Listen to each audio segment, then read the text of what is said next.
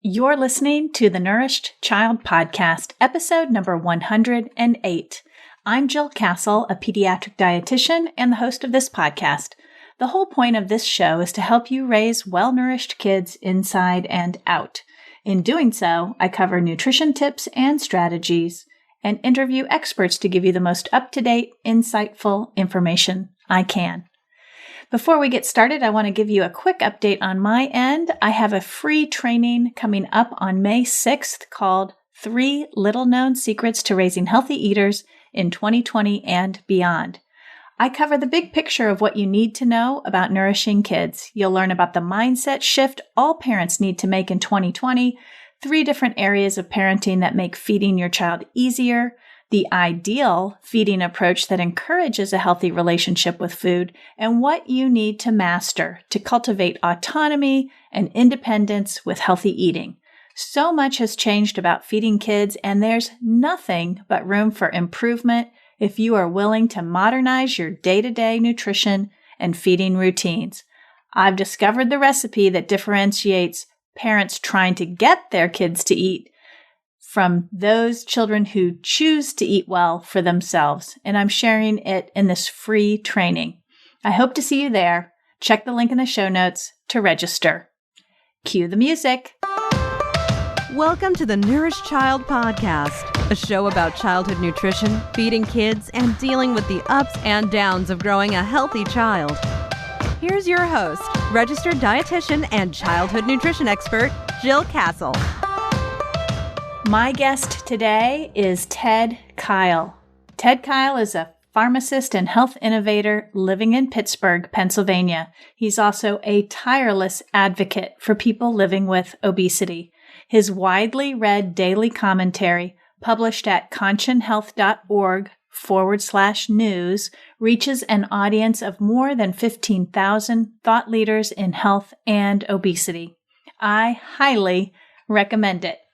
Ted and I met at a sponsored conference early in 2020. He was a speaker, and I had the opportunity to actually share breakfast with him one day, as well as several other chats during the course of the conference. I knew he was someone you all needed to meet and hear from.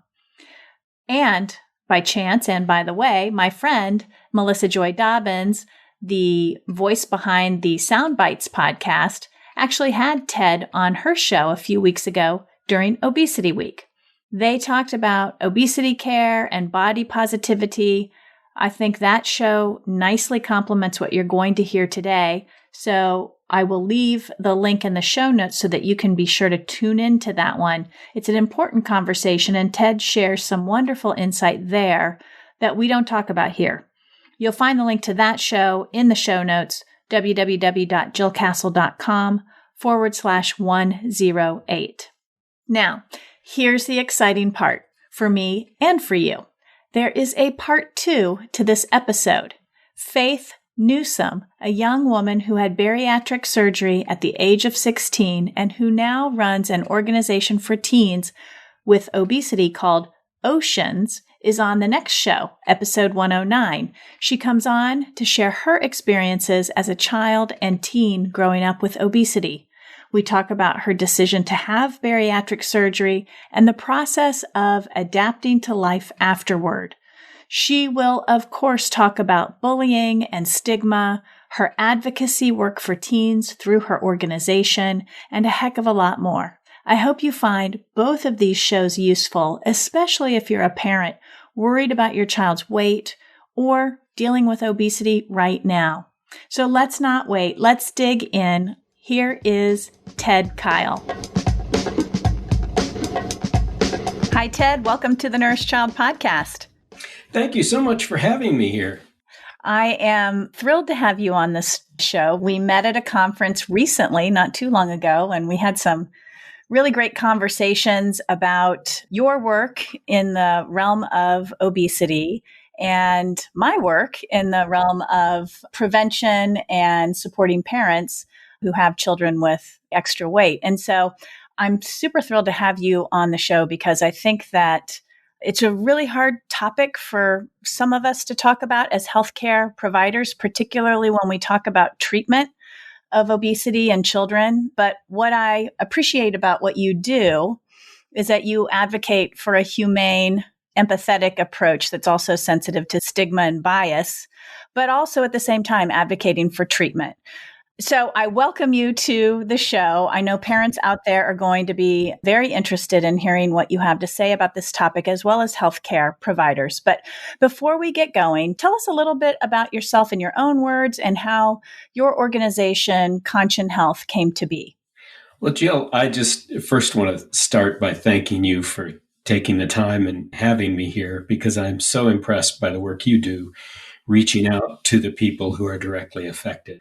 You really put yourself into it, and it's so important to the families and youth that are living with this condition. Speaking for myself, I'm a pharmacist who has been working on obesity for the better part of 2 decades, but my personal experience really goes back quite a bit further. I spend a lot of time thinking about it, but my feelings about it go much, much deeper. I've watched loved ones and myself grow into obesity, along with most of the people around me. In my adult life, the prevalence of obesity has grown dramatically. I married the love of my life in the 80s, and we had 3 wonderful sons, and those are big life changes and times when many men start growing heavier, including myself.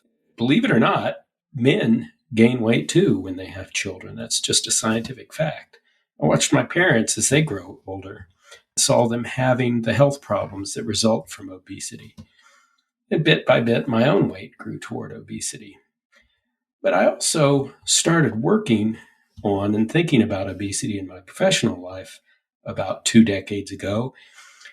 And my feelings at the outset were very much stuck on obesity as the product of choices.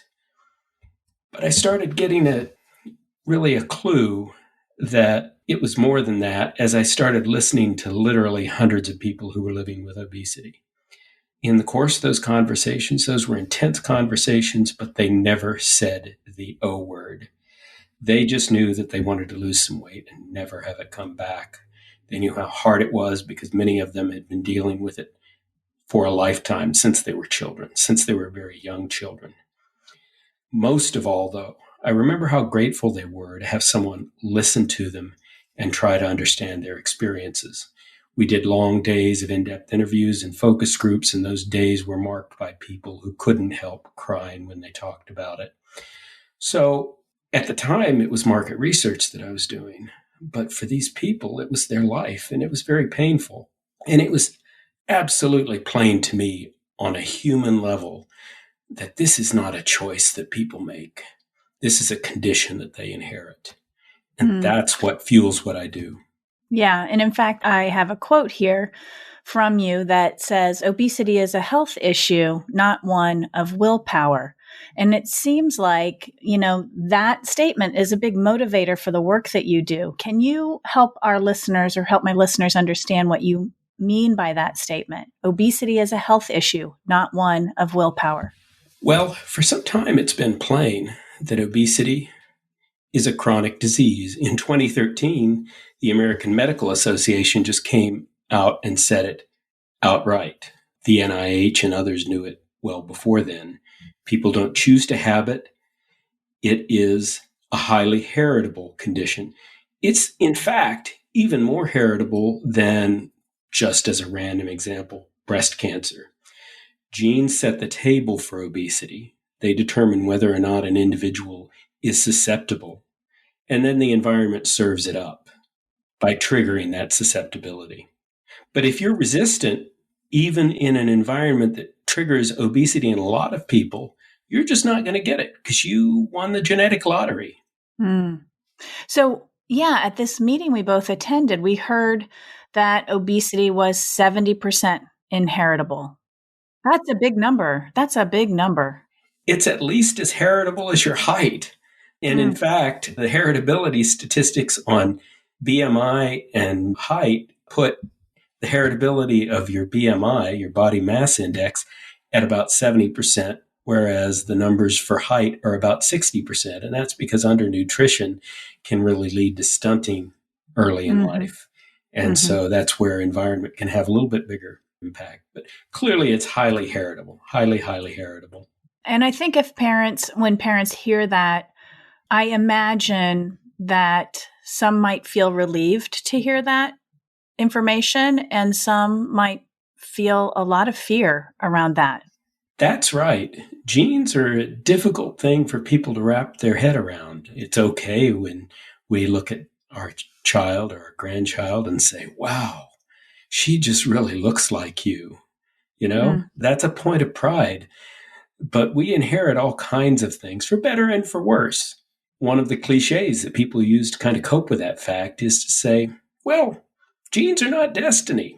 And that's absolutely true. Genes are a starting point, and a person's risks are a starting point, and you have to live with those risks. And then you have to figure out how you're going to cope with them. But you can't deny your heritage. It's part of you. And, at 70%, that's a pretty strong genetic tendency. So is it possible, for example, that the environmental influences could be powerful enough to override the genetic predisposition? So that's a real good question. And there's actually a study that just came out today in a journal called PLOS Biology that really talks about this and talks about how resistant individuals are slender because in times that are lean times. And then you have people with moderate genetic risk. And you have people with high genetic risk. And in lean times, all of those people will tend to be lean. We are not living in lean times, I'm here to tell you. And so in the current environment where a lot of obesity risk gets activated, you have resistant individuals staying very slender. And in fact, studies have shown that these individuals have a hard time gaining weight. You have moderately susceptible individuals gaining some weight. And then you have highly susceptible individuals gaining a whole lot of weight. So can the environment have an effect? Certainly.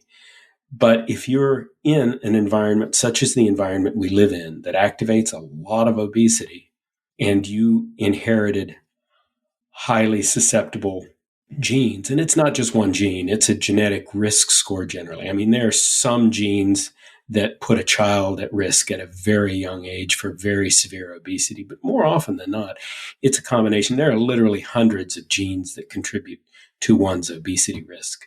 So if you have a pool of genes that makes you susceptible in today's environment, that's going to be a struggle. Yeah. So let's talk about that. Let's talk about what is in the environment that activates obesity, because I'm sure parents out there are thinking, what is he talking about? What activates obesity? Obviously, food, right? Right. Well, the trouble is, and I'm sad to say that I can't tell you, here's the big thing that activates obesity, because what smart people who've spent their lives studying this will tell you is that it's more like a perfect storm of literally hundreds of factors that are contributing to the risk of obesity. You start with the food supply. Now, there's no doubt that our food supply has changed in many, many ways. And people have their pet theories about what it is in the food supply that is triggering more obesity. Some say it's ultra-processed foods. Some say it's added sugar. We went through the 80s thinking that it was high-fat foods. We have all these theories that satisfies our own sort of inner need to say, aha, this is it. Well, there's no single thing, and as a dietitian, you know this really well, there's no single nutrient that you can say, this is the bad guy, or this is the good guy. It's the whole of what we eat. And there are many things that have changed about our food supply that altogether seem to be adding to our risk of obesity. Mm-hmm. Carbohydrate comes to mind. That seems to be the latest bad guy. People are very concerned about those simple, highly refined carbohydrates. Sugar is the bad thing.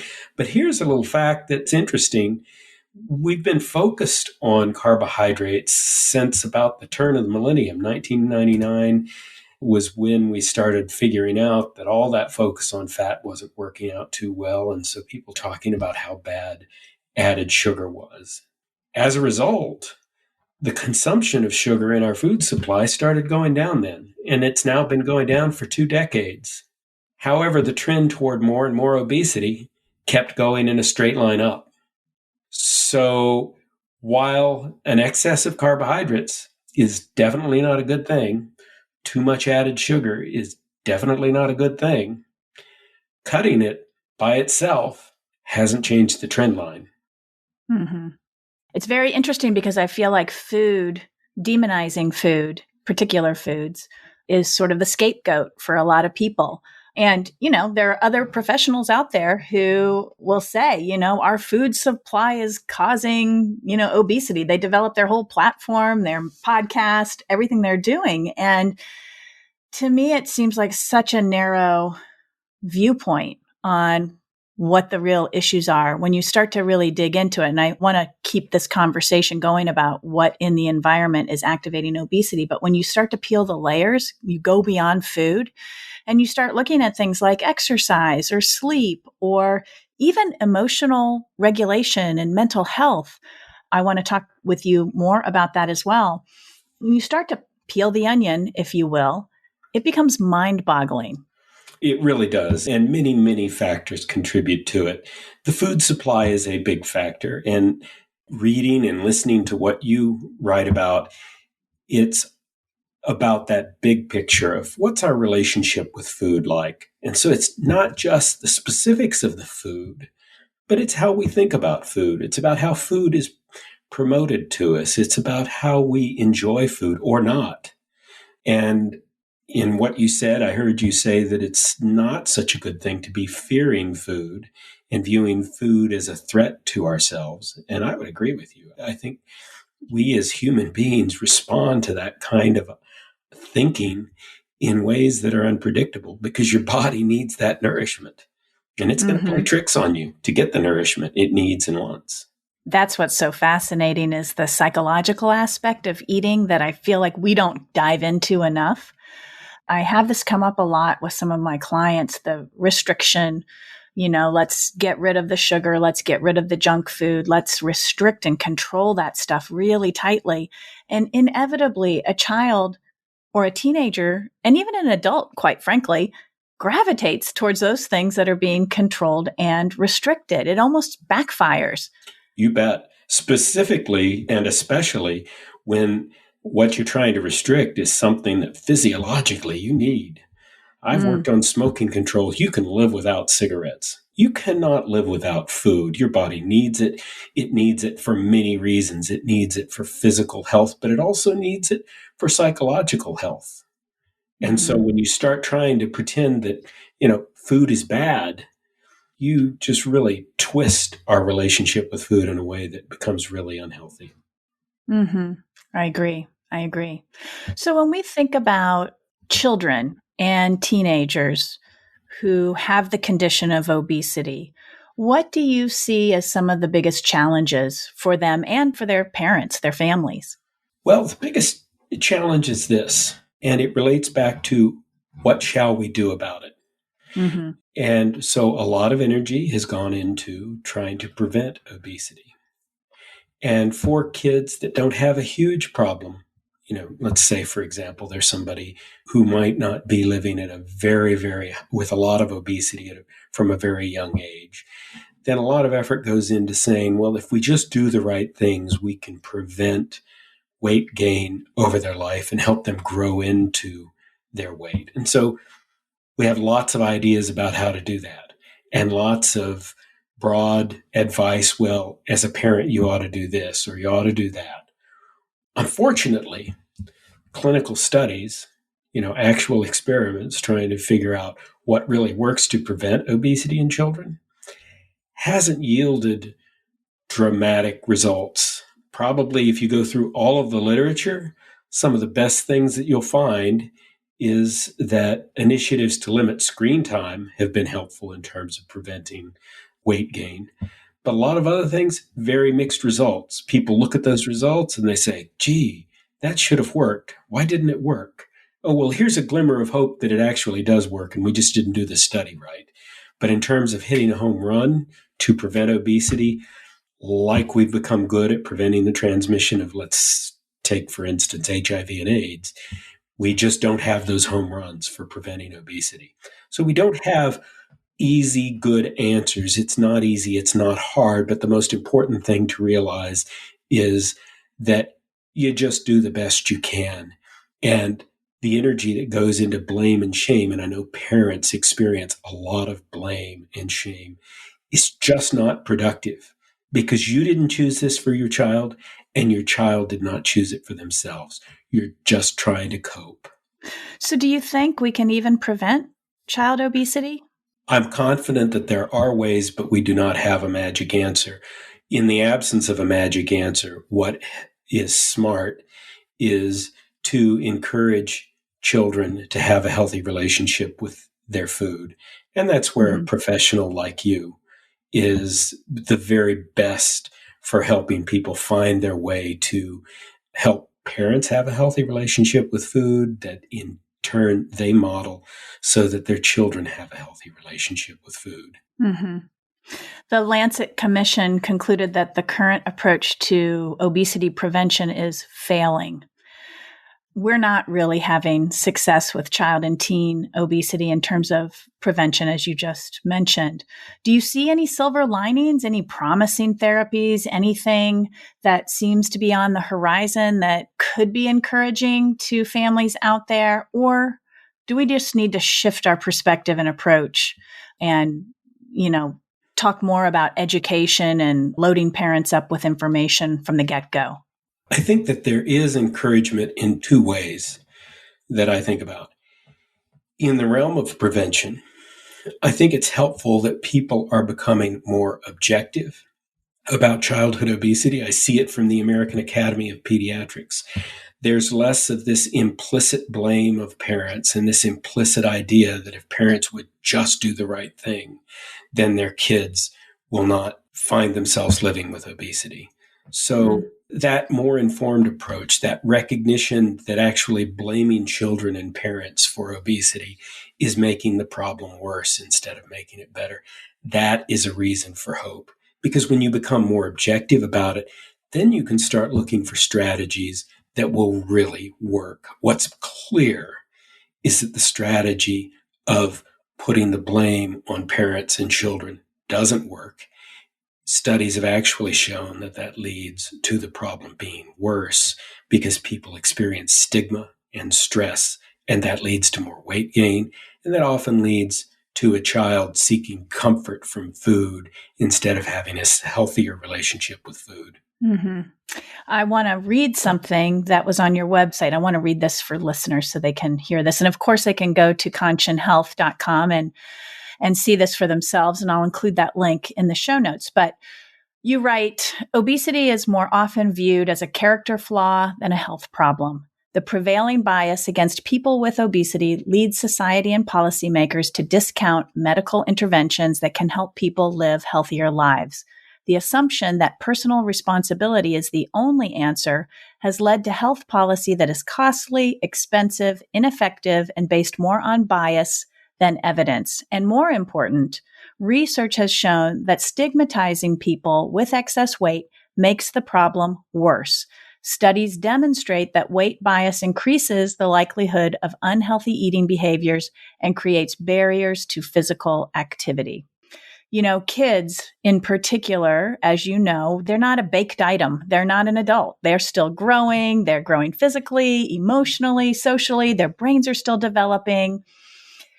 You've talked about how obesity gets stigmatized, and I want you to sort of lead the listeners through those 4 factors that in your talk at this conference you outlined so eloquently, so that parents can understand how stigma and bias arises so that, as you know, they will be more objective about this. I'm happy to. And I was hoping to get back to him because we started to dip our toe into it, but then we came this way. And this is all so fascinating to me. I do want to make reference before we go into those 4 factors to what you said about bias causing more harm than obesity itself. And that's because obesity is kind of a slow burn, especially for children, who are not severely affected.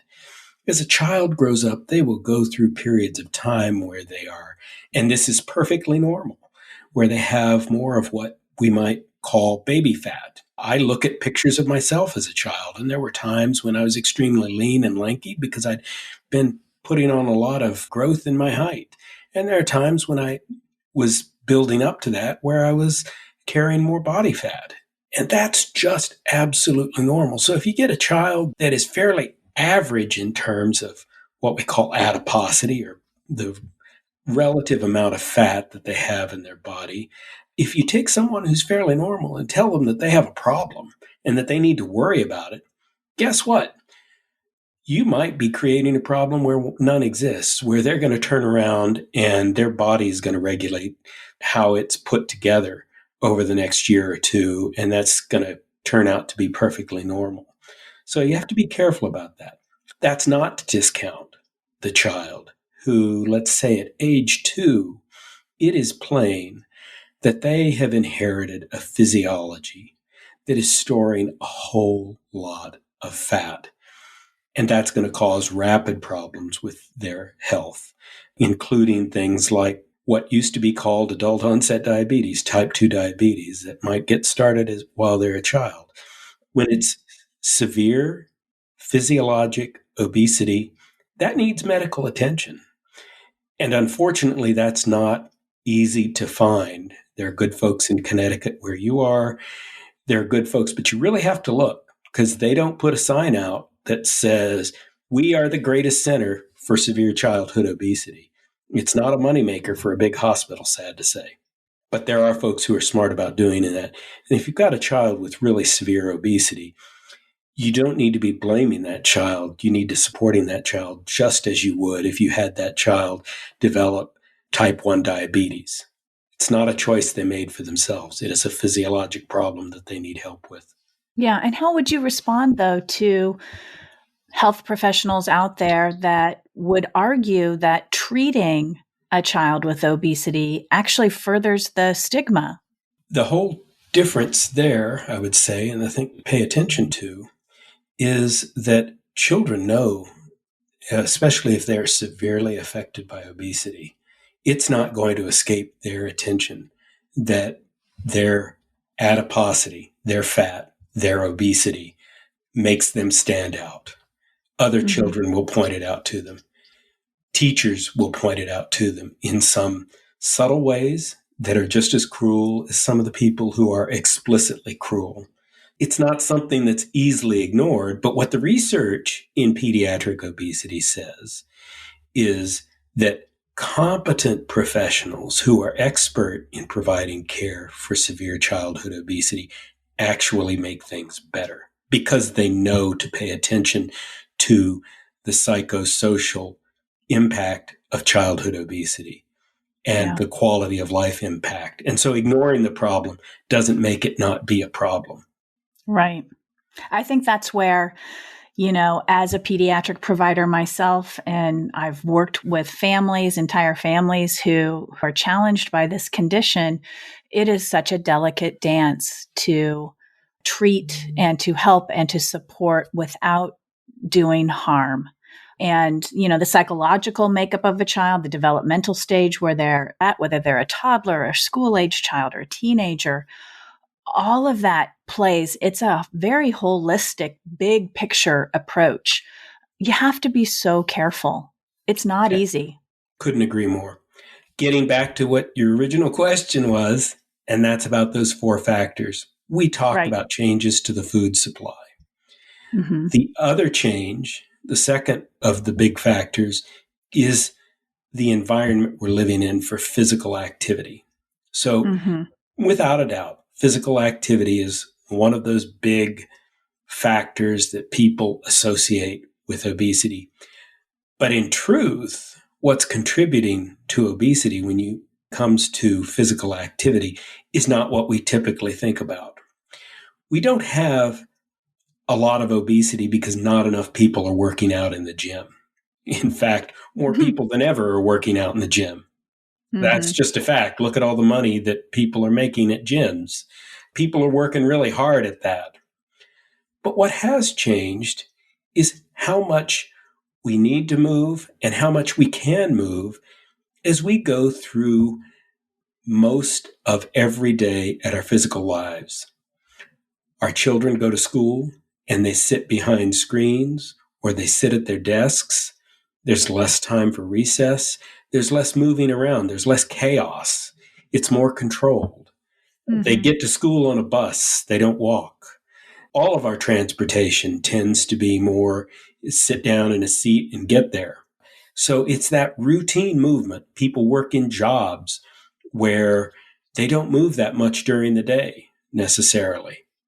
It's that routine movement that alters the way that our bodies talk to the parts of our brain that regulate our weight, and that has disrupted it.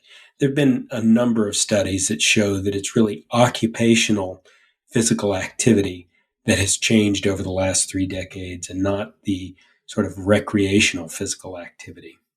I just listened to a podcast about mental health and physical activity. It was very interesting.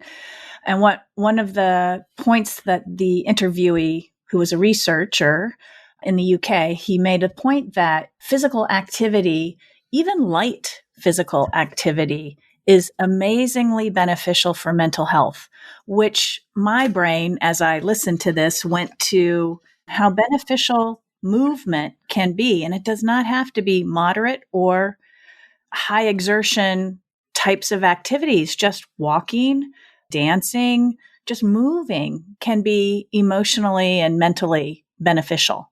You bet.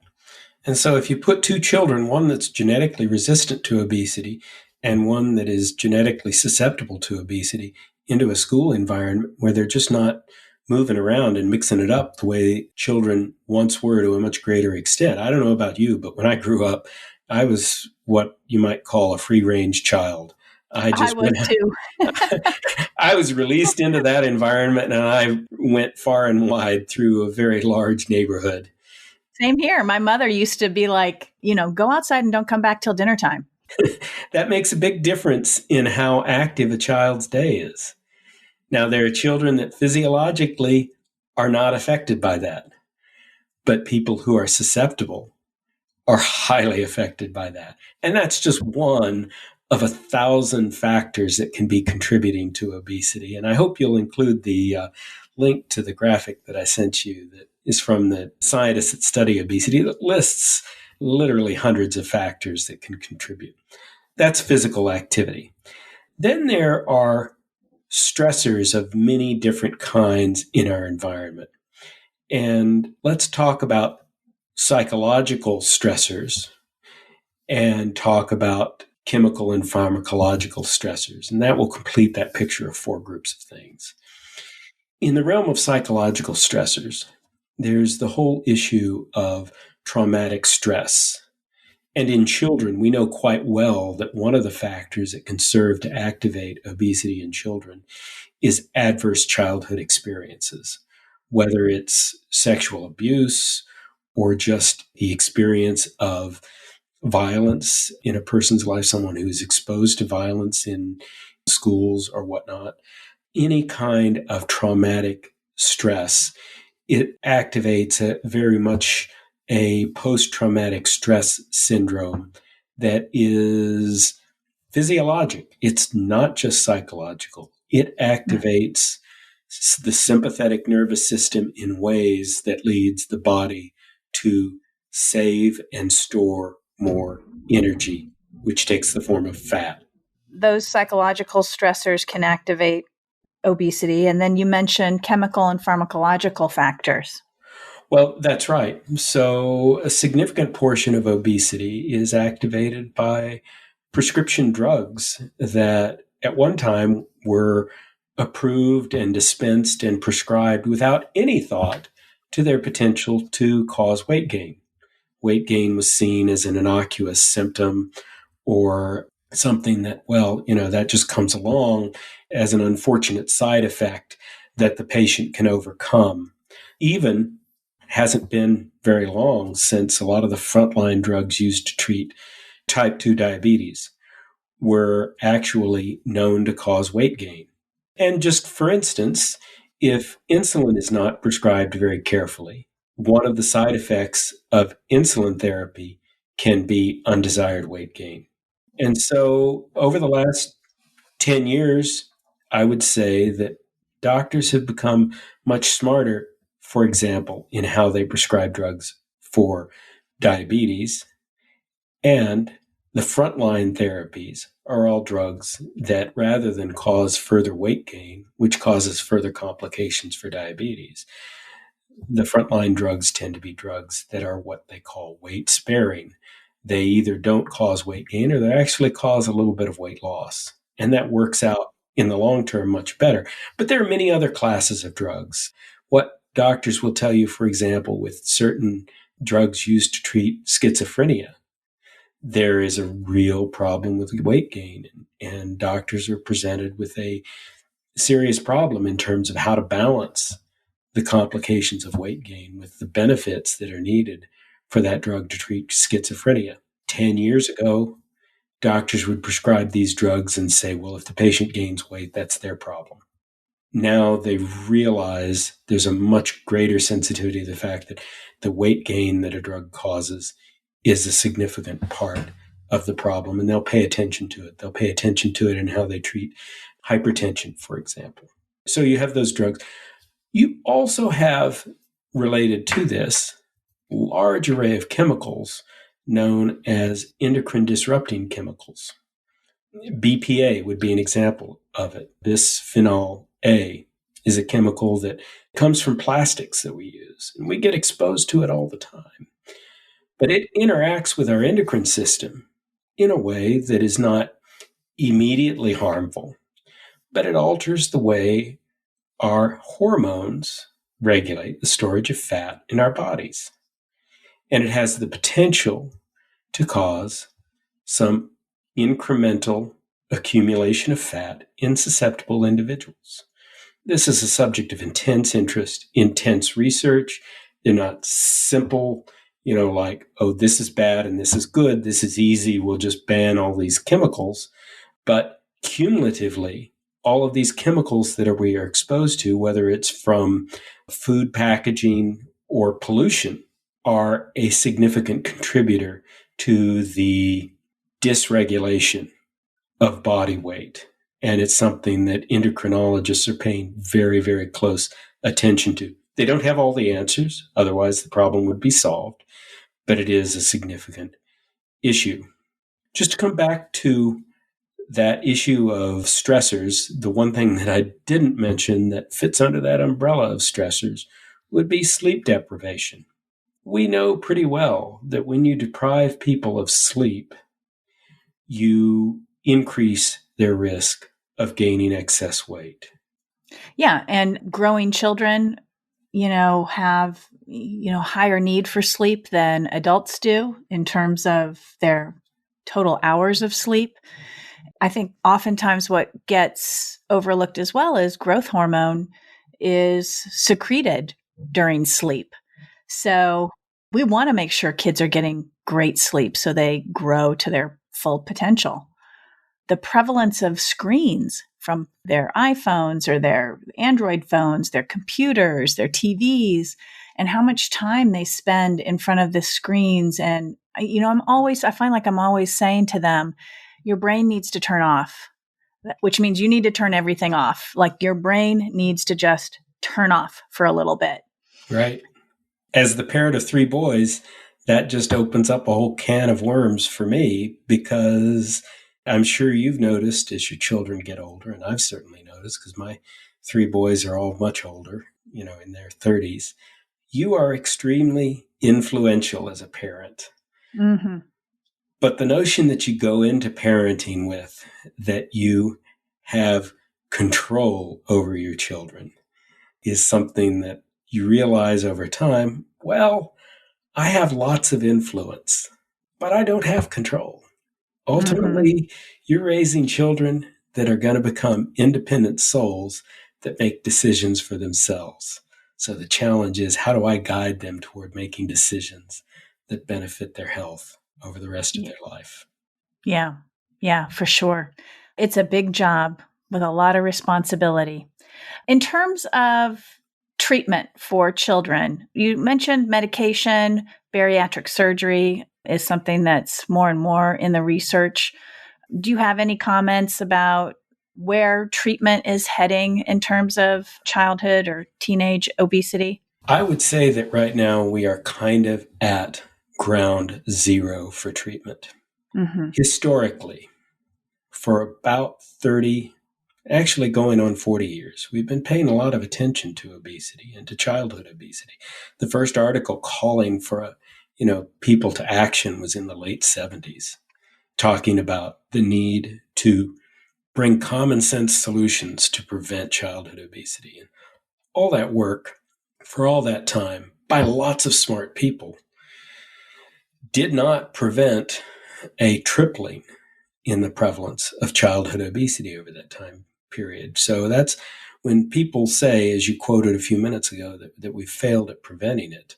That's really sort of the signal that, no, we don't have this figured out yet.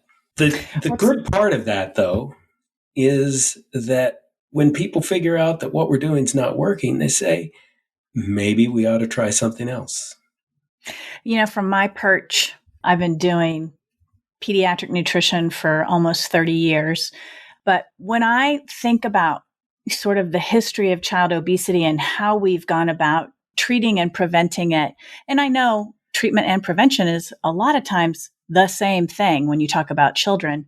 We used to, a few decades ago, we were addressing the teenager with education and a lot of attention to the teenager and making them take responsibility and educating them in the school system. And then we moved down to addressing the school age child. Same thing in the schools, teaching them in hopes of preventing, thinking we were catching it early with the school age child. And now we are addressing the preschooler with the very same intent, getting into preschools, daycare centers, teaching preschoolers, red, yellow, green light foods and all kinds of things. Again, the same intent, catching it early. And I'm sure, like in my mind, the next target child is the baby.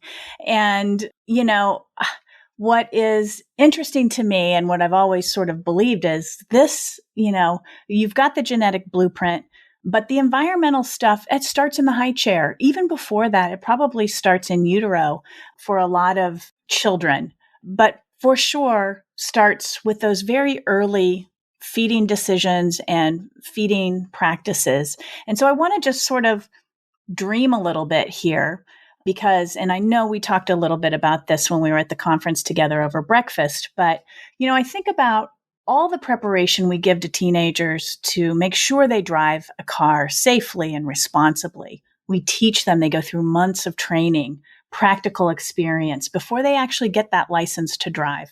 If you're training for a marathon, for example, you're not just showing up on the day of the marathon and running 26 miles. You spend months training for the marathon. And so the question that is always on my brain, and I think it's part of, what motivates me and what I do is, how are we really preparing parents for the job of feeding their children? Could we be doing a better job across the board systemically? And would that make a difference? Could that make a difference, in children who are genetically predetermined to be challenged with this condition? I think you're thinking right along the very best lines of thought that I know that are out there. And one of the things that you are doing, I know from talking to you, is you are working with not just children, but with families and children. And so some of the smartest pediatricians I know will tell you that you can't prevent obesity in children without addressing it in the young adults who are going to produce those children and rear those children.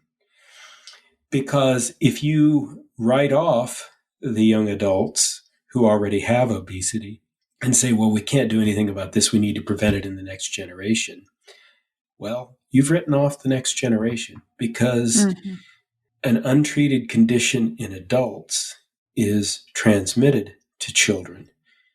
And that's not to say that it's the mother's or the father's fault. It's a factor of heredity. It's a factor that says epigenetic factors influence the probability of a child having obesity. There are even studies that have been done that say that when a young adult, and these are elegant studies, where you have a mother who has had multiple children, but in between having those children, she had bariatric surgery that led to her obesity being well controlled. The subsequent children that she had a lower risk of having obesity. So you can't neatly separate the risk of the parent from the risk of the child. It's It really is a long, chronic condition that needs objective, compassionate care.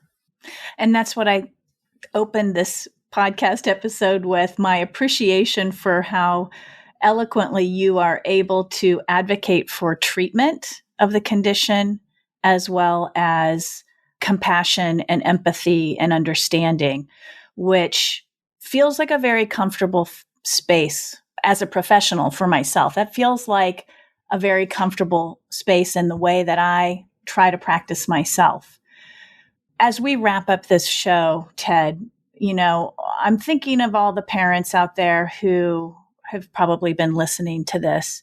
What do you want them to know about having a child who has the condition of obesity? First and foremost, know that that is not the result of something that they are doing wrong. It's not the result of something that their child did wrong. It's the result of physiology, the physiology that they were born with, the physiology that interacts with the environment, with this world that we are all trying to cope with. So that's first and foremost. And first and foremost, the most important thing that a parent can do is unconditionally love their child. Having said that, if a child is severely affected with obesity, it makes all the sense in the world. It's not an easy thing, but it makes all the sense in the world to find someone who is expert in providing care for a child with severe obesity. And most often, that means finding a comprehensive obesity program at a really good children's hospital. And that requires a little bit of research, because Children's Hospital will advertise their cancer program and try and draw people to it because it's a mark of distinction.